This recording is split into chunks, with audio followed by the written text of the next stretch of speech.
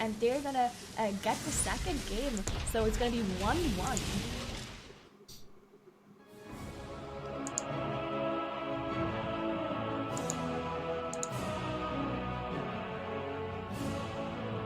Really expecting throughout this one, Drados. Yeah, to some extent this is not surprising. We saw the Underrot, they had 0 deaths on both teams, but these teams are MDI veterans, right? They've been playing the Underrot at a competitive level for 2 years. Junkyard has been out as a Mythic Plus MDI dungeon for 2 months. So these teams have a lot less experience with these polls, and that, I think, showed with like 2 wipes coming out from each team. Ended up costing the boys more than it cost the Fleet from Beyond, though, as they were able to take home the win at the end. That's right. And it also kind of shows how well these teams know the dungeon. Like you mentioned, it's only been out for a couple months here. It's ironic. So when things do go wrong, how do they recover? Where do they grab more bots at?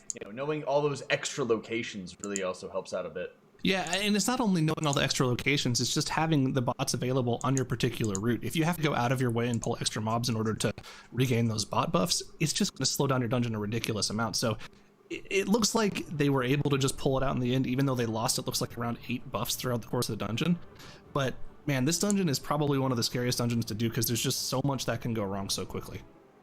Yeah, and also there's the pressure. We talked about it before, Nagura, where these top teams are setting the benchmark, they're setting the bar for everybody else, and you want to be able to have strategies that are aggressive enough for these guys to be able to beat and to actually win against. So when you go into some of these situations where you have to pull this aggressively, and any tiny mistake like we saw out of some of the larger slimes putting all the consume debuffs on everybody, causing those wipes, just one mistake and that's it.